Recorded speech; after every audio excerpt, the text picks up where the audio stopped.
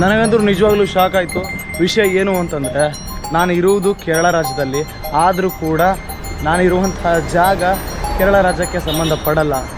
ಸ್ನೇಹಿತರೆ, ಇವಾಗ ನೀವೇ ನೋಡ್ತಿದ್ರೆ ಇದಕ್ಕೆ ಮ್ಯಾಂಗೋಸ್ಟಿನ್ ಅಂತ ಕರೀತಾರೆ. ಹಾಂ, ಓಕೆ.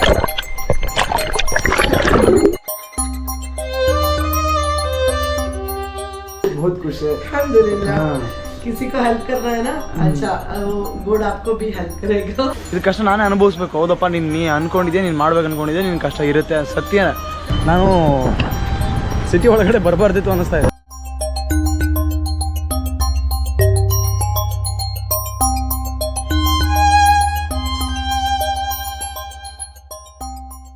ನಮಸ್ಕಾರ ಪ್ರಜೆಗಳೇ, ನೀವೇ ನೋಡ್ತಿದ್ದೀರಾ ಭಾರತ.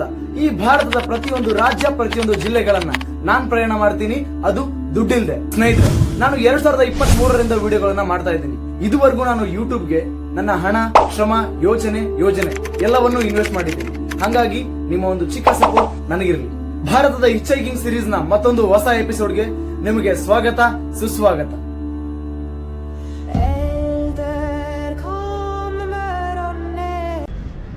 ಸ್ನೇಹಿತರೆ, ನಾನೀಗ ಇರುವಂತಹ ಜಾಗ ಮಾಹೆ ಎಂಬ ಪಟ್ಟಣ. ಈ ಮಾಹೆ ಎಂಬ ಪಟ್ಟಣ ಯಾಕೆ ಸ್ಪೆಷಲ್, ಏನು ಸ್ಪೆಷಲ್, ಈ ಮಾಹೆ ಎಂಬ ಪಟ್ಟಣ ಎಲ್ಲಿಗೆ ಸೇರಿದ್ದು, ಇಲ್ಲಿಯ ವಿಶೇಷತೆ ಏನು ಅನ್ನೋದನ್ನು ನಿಮಗೆಲ್ಲ ಹೇಳ್ತಾ ಹೋಗ್ತೀನಿ, ಬನ್ನಿ. ಈಗ ನೀವೇ ನೋಡ್ತಿದ್ದೀರಾ, ಇದಕ್ಕೆ ಮಾಹೆ ನದಿ ಅಂತ ಕರೀತಾರೆ. ನೀವು ನೋಡ್ತಿರುವಂಥ ಈ ಸ್ಥಳ ಏನಿದೆ, ಕೇರಳದ ಉತ್ತರ ಭಾಗದಲ್ಲಿದೆ. ಇದು ಮಾಹೆ, ಪುದುಚೇರಿಯ ಒಂದು ಯೂನಿಯನ್ ಟೆರಿಟರಿಯ ಒಂದು ಪ್ರಮುಖ ಭಾಗ. ಮಾಹೆ ಪ್ರಾದೇಶಿಕವಾಗಿ ಕೇರಳದಲ್ಲಿದ್ದರೂ ಕೂಡ ಆಡಳಿತಾತ್ಮಕವಾಗಿ ಇದು ಪುದುಚೇರಿಗೆ ಸೇರಿದೆ. ಇದರ ಭೌಗೋಳಿಕತೆ ಮತ್ತು ಪ್ರತ್ಯೇಕತೆ ಅಂದರೆ ಈ ಸದ್ಯಕ್ಕೆ ಎಲ್ಲಿದೆ ಅಂತ ನೋಡೋದಾದ್ರೆ, ಮಾಹೆ ಒಂದು ಸಣ್ಣ ಎನ್ಕ್ಲೇವ್ ಆಗಿದ್ದು ಕೇರಳದ ಕಣ್ಣೂರು ಜಿಲ್ಲೆಯಲ್ಲಿದೆ. ಇದರ ಅಚ್ಚುಮೆಚ್ಚಾದ ನದಿ ಮಾಹೆ ನದಿ. ಈಗೇನು ನೋಡ್ತಿದ್ದೀರಾ, ಇದೇ ನದಿಯಿಂದಾಗಿ ಇದಕ್ಕೆ ಮಾಹೆ ಅನ್ನೋ ಹೆಸರು ಬಂದಿದೆ. ಇದರ ಭೂಪ್ರದೇಶದ ಗಾತ್ರ ಸುಮಾರು 9 ಚದರ ಕಿಲೋಮೀಟರ್ ಮಾತ್ರ ಇದೆ. ಇದರ ಇತಿಹಾಸ ನೋಡೋದಾದ್ರೆ ಸ್ನೇಹಿತರೆ, ಮಾಹೆ ಇತಿಹಾಸವು ಫ್ರೆಂಚ್ ಕಾಲದಿಂದಲೂ ಪ್ರಸಿದ್ಧ. 1724ರಲ್ಲಿ ಫ್ರಾನ್ಸರು ಇದನ್ನ ವಸಾಹತುವನ್ನಾಗಿ ಮಾಡಿದರು. ಆದರೆ 1954ರಲ್ಲಿ ಭಾರತದ ಸ್ವತಂತ್ರ ಹೋರಾಟದ ಪರಿಣಾಮವಾಗಿ ಇದು ಭಾರತದಲ್ಲಿ ಸೇರಿದ 4 ಪುದುಚೇರಿ ಎನ್ಕ್ಲೇವ್ಗಳಲ್ಲಿ ಒಂದಾಗಿ ಮಾರ್ಪಡಿತು. ಮತ್ತೆ ನಿಮ್ಗೊಂದು ಕ್ವಶನ್ ಬಂದಿರಬೇಕು, ಇಲ್ಲಿಯ ಆಡಳಿತವನ್ನು ಯಾರು ನಡೆಸ್ತಾರೆ ಮತ್ತು ಇಲ್ಲಿಯ ಭಾಷೆಗಳೇನು ಅಂತ. ಬನ್ನಿ, ನಾನು ಹೇಳ್ತೀನಿ. ಮಾಹೆ ಪುದುಚೇರಿಯಲ್ಲಿಯೇ ಒಂದು ಜಿಲ್ಲಾ ಸ್ಥಾನಮಾನ ಹೊಂದಿದ್ದು, ಇಲ್ಲಿನ ಆಡಳಿತ ಕೇಂದ್ರ ಕೂಡ ಇದೆ. ಇಲ್ಲಿ ಅಧಿಕೃತ ಭಾಷೆಗಳು ಮಲಯಾಳಂ, ತಮಿಳು, ಇಂಗ್ಲಿಷ್ ಮತ್ತು ಫ್ರೆಂಚ್. ಇದರಲ್ಲಿ ಮಲಯಾಳಂ ಮತ್ತು ತಮಿಳು ಹೆಚ್ಚು ಬಳಕೆಯಲ್ಲಿರುವ ಭಾಷೆಗಳು. ನಿಮಗೆ ಶಾಕ್ ಆಗ್ಬೋದು, ಏನಂದರೆ ಇಲ್ಲಿರುವಂತಹ ಶಾಲಾ ಕಾಲೇಜುಗಳಲ್ಲಿ ಫ್ರೆಂಚ್ ಭಾಷೆಯನ್ನು ಸೆಕೆಂಡ್ ಲ್ಯಾಂಗ್ವೇಜ್ ಆಗೂ ಕೂಡ ಕಲಿಸ್ತಾರೆ. ಇಲ್ಲಿನ ಸಂಸ್ಕೃತಿ ಮತ್ತು ಪ್ರವಾಸೋದ್ಯಮ ನೋಡೋದಾದ್ರೆ, ಮಾಹೆ ತನ್ನ ಶಾಂತತೆಯ ಫ್ರೆಂಚ್ ಶೈಲಿಯ ಕಟ್ಟಡಗಳು ಮತ್ತು ನದಿ, ಸಮುದ್ರದ ನೈಸರ್ಗಿಕ ಸೌಂದರ್ಯದಿಂದ ಪ್ರಸಿದ್ಧ. ಇಲ್ಲಿನ ಪ್ರಮುಖ ಸ್ಥಳಗಳು ಯಾವುವು ಅಂದರೆ, ಸಂತ ತೆರೆಸ ಚರ್ಚ್ ಇದೆ, ಮಾಹೆ ಲೈಟ್ ಹೌಸ್ ಇದೆ, ಮಾಹೆ ನದಿ ತೀರ ಅಂದರೆ ಈಗ ನಾವು ಬಂದಿದ್ದೀವಲ್ವಾ ಇದೇ ಜಾಗ. ಒಂದ್ ಕಡೆ ನೋಡಿದ್ರೆ ಕೇರಳದ ಭಾಷೆ, ಸಂಸ್ಕೃತಿ, ಇನ್ನೊಂದು ಕಡೆ ನೋಡಿದ್ರೆ ಫ್ರೆಂಚ್ ಆಡಳಿತ ಪರಂಪರೆ, ಇವೆಲ್ಲವನ್ನು ಒಂದೇ ಜಾಗದಲ್ಲಿ ನೋಡೋ ಅವಕಾಶ ಮಾಹೆ ನಮಗೆ ಕೊಡುತ್ತೆ. ನೀವಿಲ್ಲಿ ಒಂದ್ಸಲ ಭೇಟಿ ನೀಡಿ, ನಿಮಗೆ ಮಾಹೆ ಒಂದು ಒಳ್ಳೆ ಅನುಭವ ಕೊಡುತ್ತೆ ಅಂತ ನಾನು ಅನ್ಕೋತೀನಿ. ಇದು ಪಾಂಡಿಚೇರಿಯ ಕೇಂದ್ರಾಡಳಿತ ಪ್ರದೇಶದ ಮಾಹೆ ಜಿಲ್ಲೆಯ ಒಂದು ಪಟ್ಟಣ, ಒಂದು ಪುರಸಭೆ.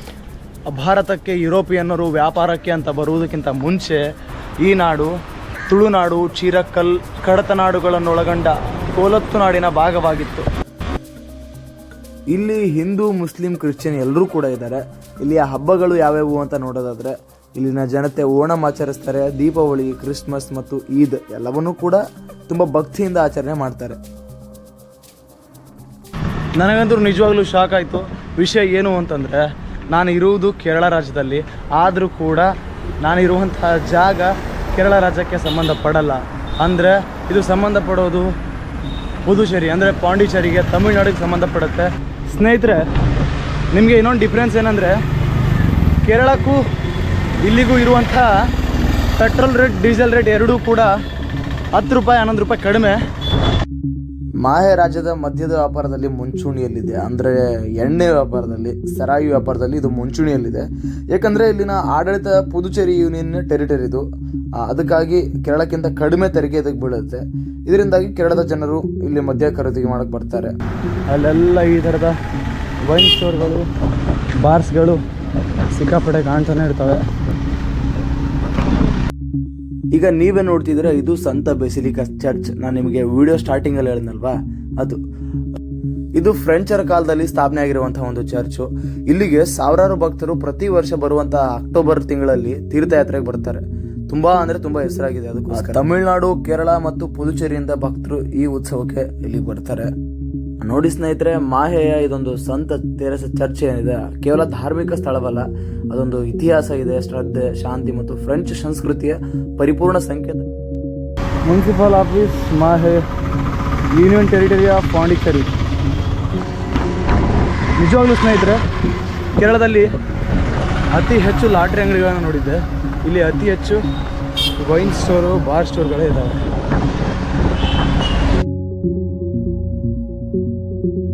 ಕರ್ನಾಟಕ ಇಲ್ಲಿಂದ ಬಾಗಲಕೋಟೆ. ನೀವು ಮಂಗಳೂರು. ಲಿಫ್ಟ್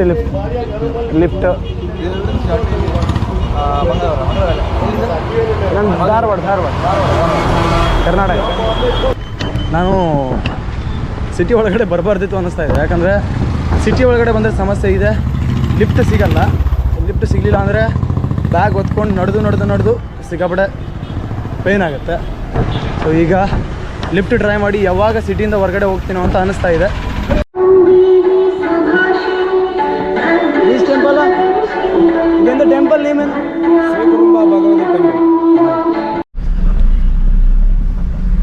ಮಹಾರಾಷ್ಟ್ರದವ್ರು ಒಬ್ರು ಅಣ್ಣ ಸಿಕ್ಕಿದ್ದಾರೆ.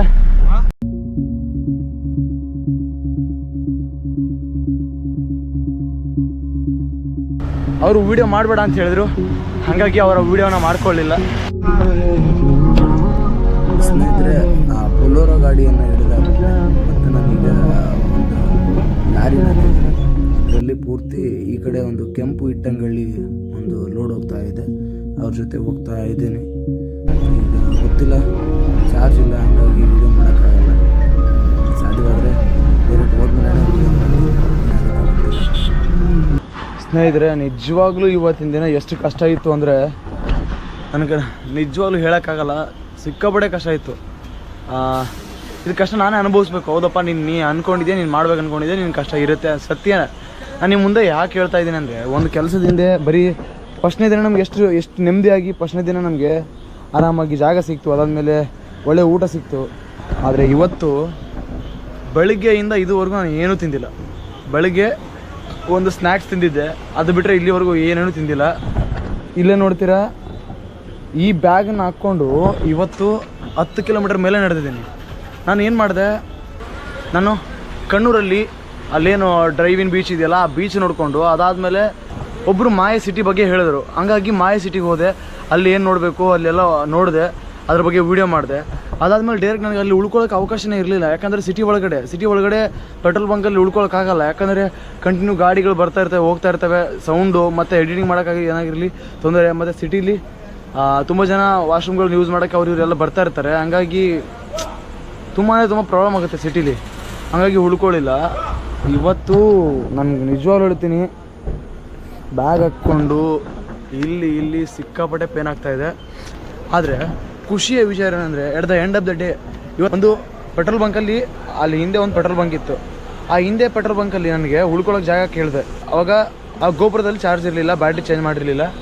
ಸೊ ಅಲ್ಲಿ ಉಳ್ಕೊಳ್ಳೋಕೆ ಜಾಗ ಕೇಳಿದೆ. ಅವ್ರೇನಂದರು, ಇಲ್ಲ ಇಲ್ಲಿಂದ 100 ಮೀಟ್ರ್ ನೀವು ಹೋಗಿ, ಸೊ ಬೇರೆ ಪೆಟ್ರೋಲ್ ಬಂಕ್ ಇದೆ, ಅಲ್ಲಿ ನಿಮ್ಗೆ ಜಾಗ ಸಿಗುತ್ತೆ ಅಂತ ಹೇಳಿದ್ರು.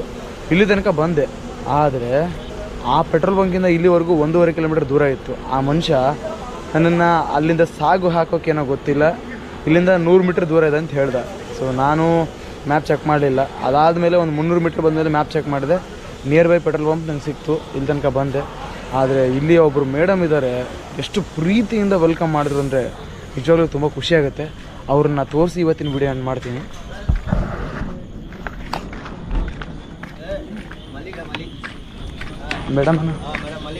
मैडम इधर है और नमाज़ पढ़ना। मैम आज बहुत हेल्प किया आपने, क्योंकि मैं मेरा बैग लेके अभी 2-3 किलोमीटर वॉक किया। वो उधर एक पेट्रोल पंप है ना, उधर जाके पूछ लिया मैंने। उधर वो भैया बोल दिया उधर थोड़ा गैस का है, आप उधर जाओ, 100 मीटर का डिस्टेंस में एक पेट्रोल पंप है, कोई प्रॉब्लम नहीं, जाओ बोला। मैं अभी आया, क्योंकि एक 1.5 किलोमीटर से मैं बैग लेके चल के आ आया गया। हाँ, वो उसको बहुत टायर्ड हुआ था सो आपने बहुत खुश से वेलकम किया थैंक यू सो क्यों मच ना कभी कभी आदमी लोग आता है इधर हाँ, से हाँ, क्यों हाँ। उन लोग चल के जाता है हमारा वो हम लोग हिमाचल जा रहा ना इधर सो सकता है हमको जगह देगा ऐसा पूछता है ना हमारे साथ हम इधर देखो कितना सब आदमी हेल्प करते हो हम मैं गूगल में भी रिव्यू देखा मैप में भी बहुत बढ़िया है सब बढ़िया है थैंक यू सब रिव्यूज बढ़िया ये है हमारे भी खुशी होता है ऐसा है ना किसी को हेल्प करेगा तो हमारा दिल ऐसा है खुशी है ऐसा होता है क्या आप कहाँ पे रहते हो हम एक्चुअली दुबई में रहते हो ना इधर हमारा जगह इधर ही है ओके ठीक है मलप्पुरम हाँ ओके आपकी बारे में जिंदगी क्या है जिंदगी मतलब क्या है जिंदगी में हाँ। जिंदगी में हम है ना हमको क्या है हम किसी को हेल्प करना है हमारा जिंदगी कैसे है ना हमको कुछ खुशी है तो वो किसी के साथ हेल्प करना है ऐसे ऐसा किसी को हम बात करना है हंस रहना किसी को पानी दे रहना ऐसे ऐसा ज्यादा से ज्यादा पैसा है वो सब कुछ है दुनिया पे हम काम करके हम लोग खुशी रहेगा तो क्या फायदा है उसमें हम काम करके पैसा जमा करके हम भी किसी को हेल्प करेगा तो वो लोग खुशी हो जाएगा ना उसी टाइम पे हम हमारा दिल भी खुश हो बहुत खुश होता है दुबई में आपका ये मेरा शॉप है वो दुबई में वाह ये है ना ये हमारा दुबई का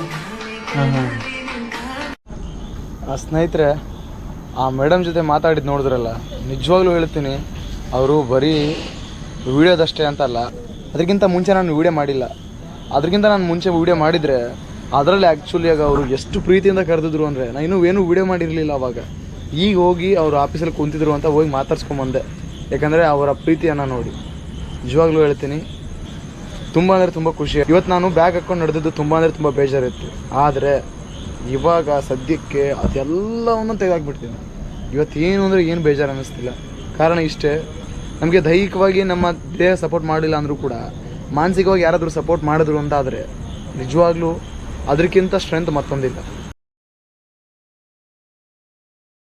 ಸ್ನೇಹಿತರೆ ಎಲ್ರಿಗೂ ಶುಭ ಮುಂಜಾನೆ ಎಲ್ರು ಹೇಗಿದ್ದೀರಾ ಚೆನ್ನಾಗಿದ್ರೆ ಅನ್ಕೋತೀನಿ ಇವತ್ತು ನಾನಿರೋದು ಪೈಯೋಲಿ CK ಪೆಟ್ರೋಲ್ ಪಂಪಲ್ಲಿ ಇಲ್ಲಿಂದ ನಾನು ಕ್ಯಾಂಪ್ನ ರಿಮೂವ್ ಮಾಡಬೇಕು ಪೂರ್ತಿ ದಿನೆಲ್ಲ ಪ್ಯಾಕ್ ಮಾಡಿ ಮತ್ತು ಲಿಫ್ಟ್ ತಗೊಂಡು ಇವತ್ತು ನಾನು ನನ್ನ ಭಾರತದ ಪ್ರಯಾಣದ 3ನೇ ಜಿಲ್ಲೆಗೆ ಅಂದರೆ ಕೇರಳ ರಾಜ್ಯದ 3ನೇ ಜಿಲ್ಲೆಗೆ ಹೋಗಬೇಕು ಅದು ಕೋಯಿಕೋಡ್ ಸರಿ ಹೋಗುವ ಎಲ್ಲ ಪ್ಯಾಕ್ ಮಾಡುವ ಅದೇ ತನಕ ಟಿಲ್ಬೇಟ್ ಸ್ನೇಹಿತರೆ ಅಂತೂ ಬ್ಯಾಗೆಲ್ಲ ರೆಡಿ ಆಯಿತು ಈಗ ಹೊರಡಬೇಕು ಲಿಫ್ಟ್ ಕೇಳ್ಕೊಂಡು ಹೊರಡಬೇಕು ಯಾರು ಸಿಗ್ತಾರೆ ಅವ್ರ ಬಗ್ಗೆ ಒಂದು ಸ್ವಲ್ಪ ಶಾರ್ಟಾಗಿ ಅಷ್ಟೇ ಹಾಕಿರ್ತೀನಿ ಯಾಕಂದರೆ ಬರೀ ಇನ್ಮೇಲೆ ನಾನು ಲಿಫ್ಟ್ ತೊಗೊಂಡೆ ಟ್ರಾವೆಲ್ ಮಾಡೋದ್ರಿಂದ ಬರೀ ಅದರದ್ದೇ ವೀಡಿಯೋ ಆಗಿಬಿಟ್ರೆ ಡೈಲಿ ನೋಡಿದ್ದೇನೆ ನೋಡ್ದಂಗೆ ಅನಿಸುತ್ತೆ ಇನ್ಮೇಲೆ ಹೋದಲ್ಲಿ ಜಾಗ ಸಿಗ್ತಾವ ಎಕ್ಸ್ಪ್ಲೋರ್ ಮಾಡೋಣ ಸೊ ಈಗ ಹೊರಡೋಣ ಬನ್ನಿ ಹೊರಡೋಣ ಓಕೆ नहीं मैम अभी हो जाएगा happy journey thank you sir thank you भाई थैंक यू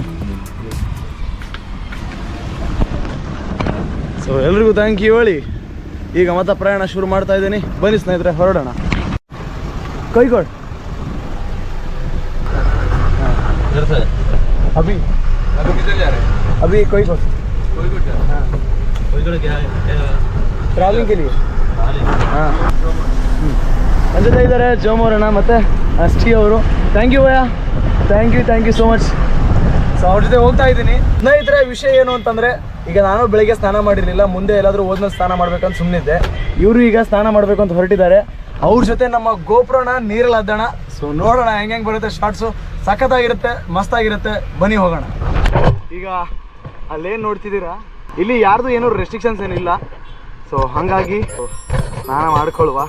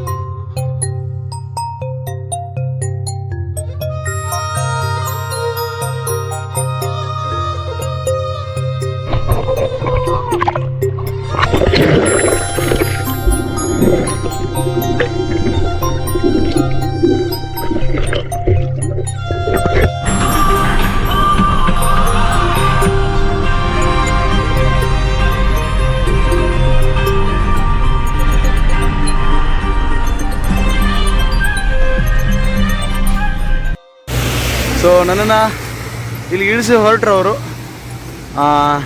ಅಲ್ಲಿಂದ ರೈಟಿಗೆ ಹೋದರೆ ಕೋಯಿಕೋಡ್ ಬರುತ್ತೆ, ಲೆಫ್ಟಿಗೆ ಹೋದರೆ ವಾಯ್ನಾಡ್ ಬರುತ್ತೆ. ಸ್ನೇಹಿತರೆ, ಈಗ ನಾನು ನಡೆದು ಹೋಗ್ತಾ ಇರೋದು ಕೋಯಿಕೋಡ್ ಜಿಲ್ಲೆಯಲ್ಲಿ. ಆ ಜಿಲ್ಲೆಯ ಒಂದು ಮುಖ್ಯ ರಸ್ತೆಯಲ್ಲಿ ಹೋಗ್ತಾ ಇದ್ದೀನಿ. ಕೋಯಿಕೋಡ್ ಅಂದರೆ ಕ್ಯಾಲಿಕಟ್ ಅಂತಲೂ ಕರೀತಾರೆ. ಇಲ್ಲಿ ಮಲಬಾರ್ ರೀಜನ್ನ ಕರಾವಳಿಯೂ ಕೂಡ ಇದೆ. ನಾನು ಕೇರಳಕ್ಕೆ ಬಂದ ಮೇಲೆ ಬಂದಂತಹ 3ನೆಯ ಜಿಲ್ಲೆ ಕೋಯಿಕೋಡ್. ಈಗ ನೀವು ನೋಡ್ಬೋದು.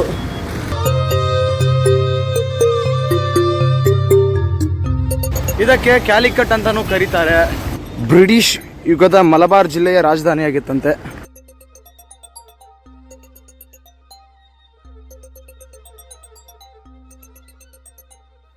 ಸ್ನೇಹಿತರೆ, ಕೇರಳ ಗೌರ್ಮೆಂಟ್ಗೆ ಮೇನ್ ಇನ್ಕಮ್ ಸೋರ್ಸ್ 2 ಇದೆ. ಒಂದು ಎಣ್ಣೆ, ಇನ್ನೊಂದು ಈಗ ನೀವು ನೋಡ್ತಿರ್ಬೋದು ಅಲ್ಲಿ ಲಾಟ್ರಿ ಹಿಡ್ಕೊಂಡು ಹೋಗ್ತಾ ಇದ್ದಾರಲ್ವಾ, ಅದು.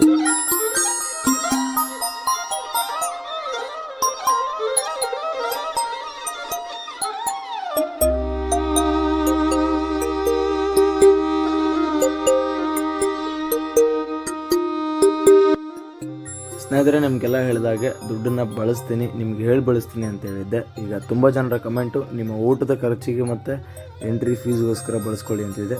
ಹಾಗಾಗಿ ಊಟ ಮಾಡ್ತಾ ಇದ್ದೀನಿ. ಬನ್ನಿ ಸ್ನೇಹಿತರೆ, ಊಟ ಮಾಡುವ.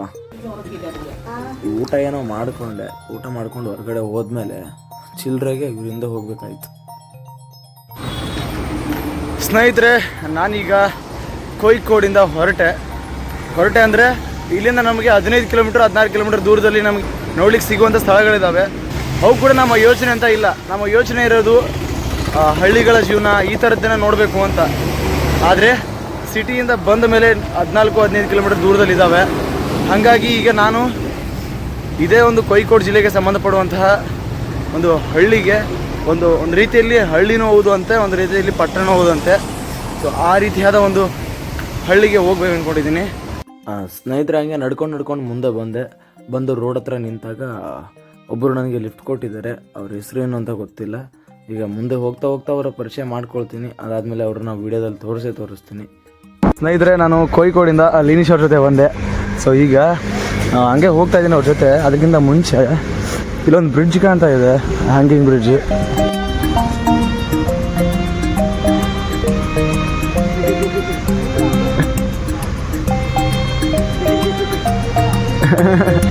ಹೋ ಇಡೀ ಬ್ರಿಡ್ಜ್ ಆಡಾಡತ್ರಿಪ್ಪ.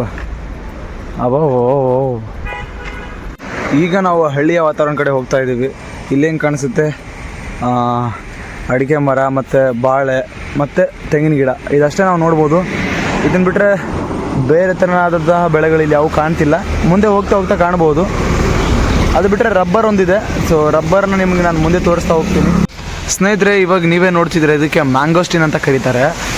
ಇದು ಸದ್ಯಕ್ಕೆ ನಾನು ಬಂದಿರುವಂಥ ಕೇರಳ ರಾಜ್ಯದ ತಾಮಶೇರಿಯಲ್ಲಿ ಒಬ್ಬರು ಮನೆಗೆ ಬಂದಿದ್ದೆ. ಅವ್ರ ಮನೆ ಹತ್ರ ಈ ಥರದ ಒಂದು ಹಣ್ಣು ಇದೆ.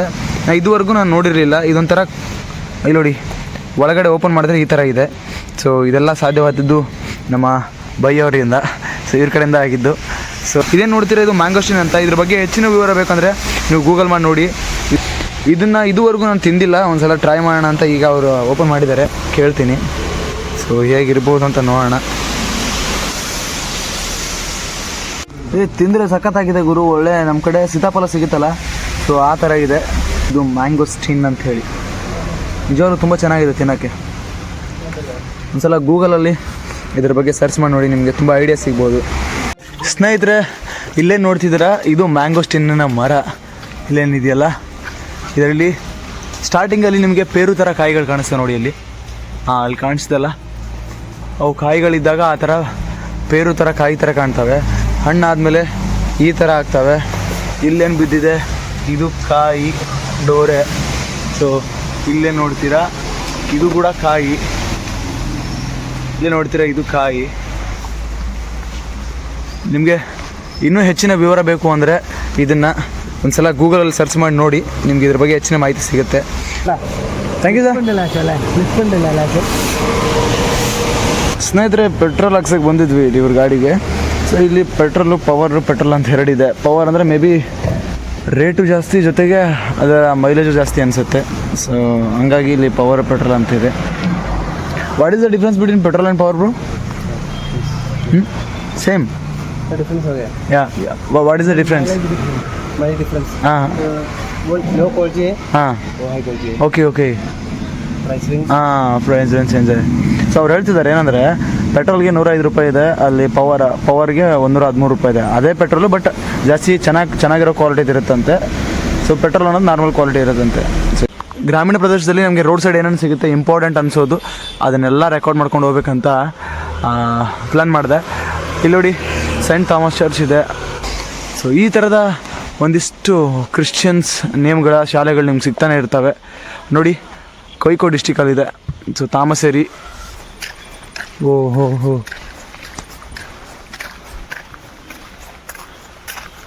Okay, S T Thomas church.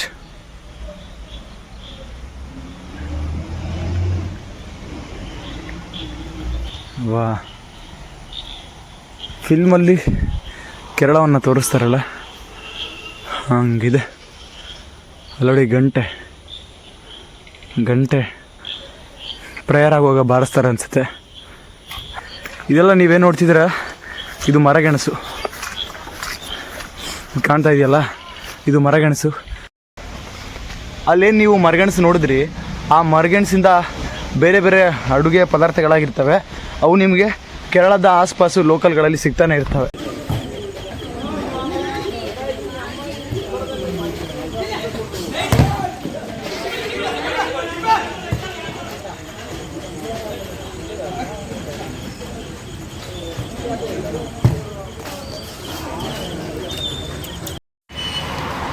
ಸ್ನೇಹಿತರೆ, ಇವತ್ತಿನ ದಿನ ತುಂಬ ಅಂದರೆ ತುಂಬ ಕಷ್ಟವಾಗಿತ್ತು. ಆದರೆ ನನಗೆ ಲಿನ್ಸಿನ್ ಬ್ರೋ ಇದ್ದಾರೆ, ಅವರು ನನ್ನನ್ನು ಕರ್ಕೊಂಬಂದು ನಿಜವಾಗ್ಲೂ ಹೇಳ್ತೀನಿ ತುಂಬ ಅಂದರೆ ತುಂಬ ಕಷ್ಟಪಟ್ಟಿದ್ದೆ ಇವತ್ತು. ಬೇರೆ ಬೇರೆ ಕಡೆ ಸುತ್ತಾಡಿ ಎಲ್ಲೂ ಪೆಟ್ರೋಲ್ ಬಂಕ್ ಸಿಗಿದೆ. ಕಡೆಗೂ ಇವರು ಕರ್ಕೊಂಬಂದು ಒಂದು ಪೆಟ್ರೋಲ್ ಬಂಕಿಗೆ ಇಲ್ಲಿ ಕರ್ಕೊಂಬಂದಿದ್ದಾರೆ. ಇಲ್ಲಿ ನೋಡ್ತಿದ್ದೀರಲ್ವ, ಸಿಟಿ ಒಳಗಡೆ ಒಂದು ಪೆಟ್ರೋಲ್ ಬಂಪ್ ಇದೆ. ಪೆಟ್ರೋಲ್ ಬಂಕ್ ಹತ್ರ ಈಗ ಇಲ್ಲಿ ಟೆಂಟ್ ಹಾಕಿ ಇವತ್ತಿನ ವೀಡಿಯೋನ ಎಂಡ್ ಮಾಡ್ಬೇಕು ಅಂದ್ಕೊಂಡಿದ್ದೀನಿ. Thank you bro, thank you so much. ಅವರು ಊಟ ಗೀಟ ಎಲ್ಲ ಕೊಟ್ಟು ನಿಜವಾಗ್ಲೂ ತುಂಬ ಹೆಲ್ಪ್ ಮಾಡೋದು.